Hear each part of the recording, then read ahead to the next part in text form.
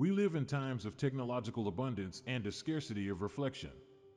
Never have we known so much about how machines work and so little about how we ourselves function. Amid the digital cacophony and daily haste, we forget that what sustains a society is not the steel of structures nor the speed of algorithms, but the invisible mortar of critical thinking. And this is where philosophy comes in. The problem, however, is even deeper and more insidious. Without wisdom, we confuse information with truth, influence with authority, and convenience with justice.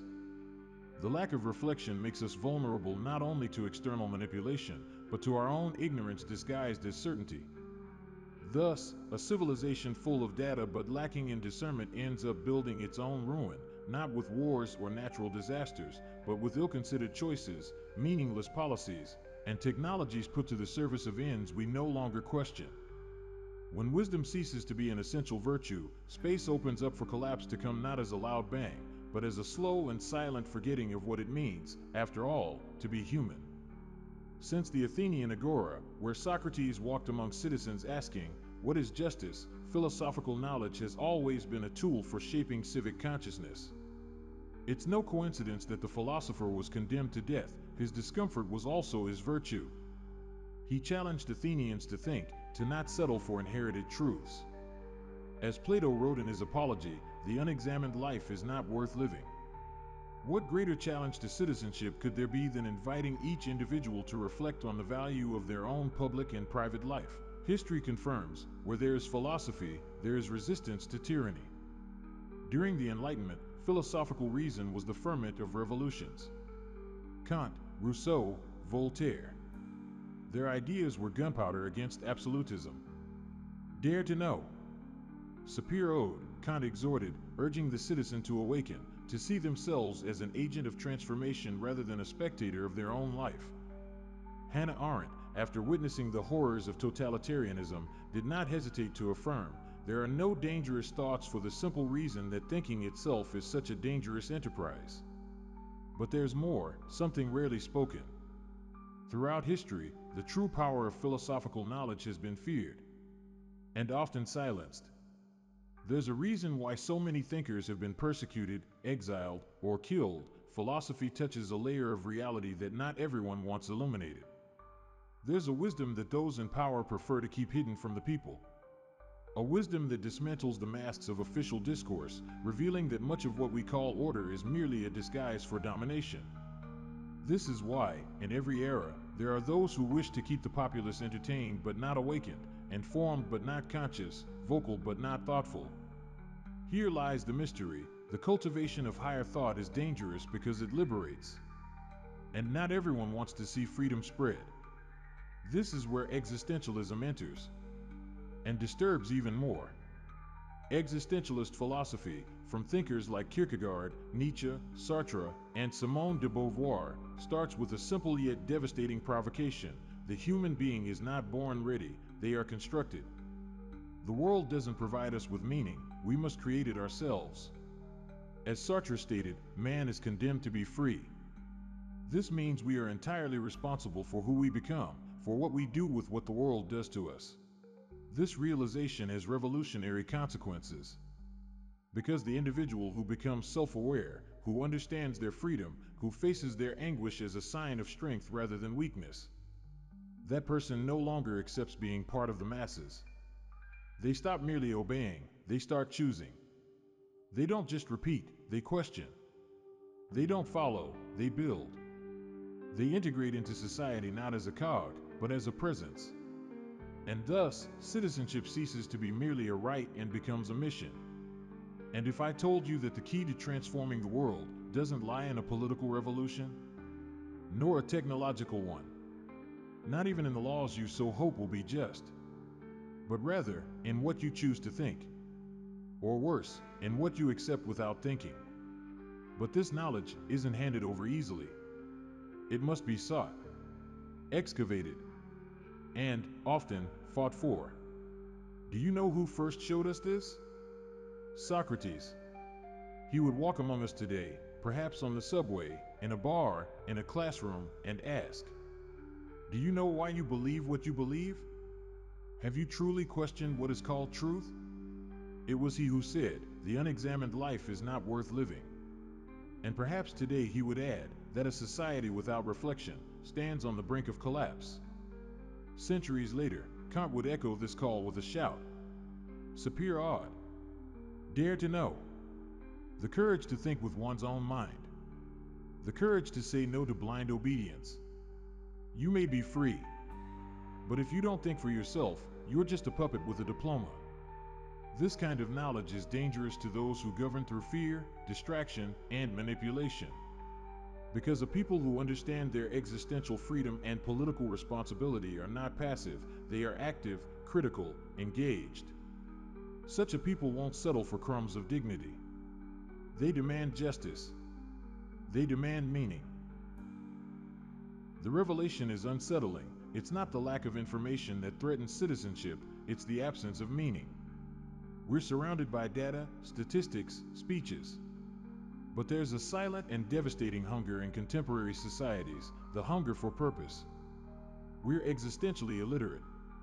And existential illiteracy isn't cured with technique, but with philosophy. We live in cities but have forgotten how to live in society.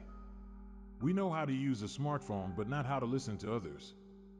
We've learned to compete since childhood but have unlearned how to coexist.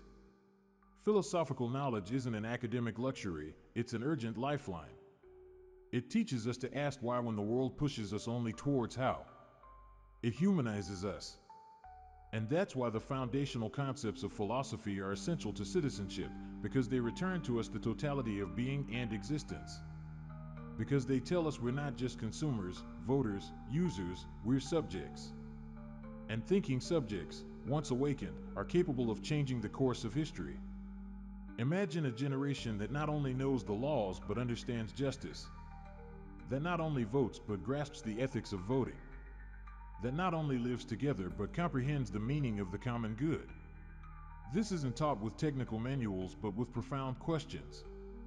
As Simone Weil said, good is that which unites us without merging us, that transforms us without annulling us.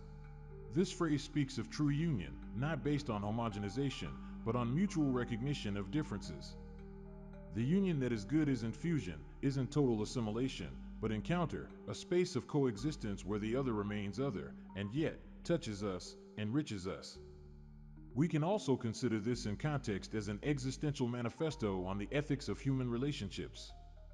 Instead of an absolute good imposed from outside, we have here a good that arises from the authenticity of relationships, an ethics of presence, of attention, of respect for otherness and freedom. As Emmanuel Levinas stated, for whom ethics precedes ontology, the face of the other speaks to me. The good, therefore, is this subtle field where two freedoms meet, where two projects recognize each other and allow themselves to coexist. There's no good in domination, in destructive fusion, in the annulment of the other. There's only good where there's respect for plurality and mutual construction. Deepening the pedagogical dimension of citizenship, being a citizen is a continuous process of learning, listening, and political and moral maturation. But this process shouldn't be coercive, it must respect the rhythm and uniqueness of each individual. We've been trained, or perhaps culturally conditioned, to fit in, not to think, talk to repeat, not to question. And that's how a society is built without a soul, with citizens who follow but don't belong. The good, the true good that comes from virtues acquired through internally overcome challenges, doesn't demand submission, it calls us to lucidity. It unites us without crushing us, transforms us without erasing us. But this only happens when you decide to awaken, when you accept that your intellectual development isn't a luxury, it's an act of courage. The spirit of citizenship that transforms the world begins with the person you choose to be now. So, if everything around you seems anesthetized, perhaps it's you who needs to ignite. And please, don't wait for permission to be more than what is expected of you, because the world doesn't change by decree, it changes when one of us finally refuses to go back to sleep. Have you ever felt this? That feeling of being surrounded by information, but devoid of understanding? Comment below, when did you start to truly question the world? Write in the comments, I'll read everything. Philosophy is the soft cry of conscience. It doesn't impose, it reveals. It doesn't order, it invites. And the invitation it makes today is urgent, to rethink the world before the world disfigures us. True citizenship is not born of decrees, but of thought. It is not sustained only by rights, but by discernment. Without cultivating reflection, we become mere reproducers of other people's opinions, consumers of ready-made ideas, incapable of realizing that freedom without lucidity is just another form of servitude.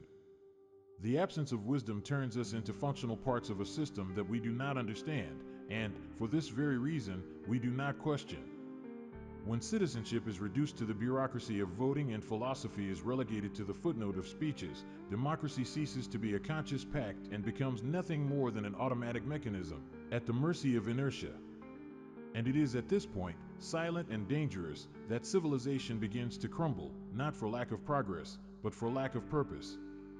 And if there is still any doubt, let the words of Socrates echo among us as a call to action. I am neither a citizen of Athens nor of Greece, but of the world. Those who think transcend walls. Those who reflect build bridges. And that's what philosophy does. It teaches citizens to have a soul and the courage to exist fully. If this message spoke to you, like, share, and subscribe. This channel is for those who no longer accept living on autopilot. See you in the next video. Until then, think big, live deeply, and don't keep quiet.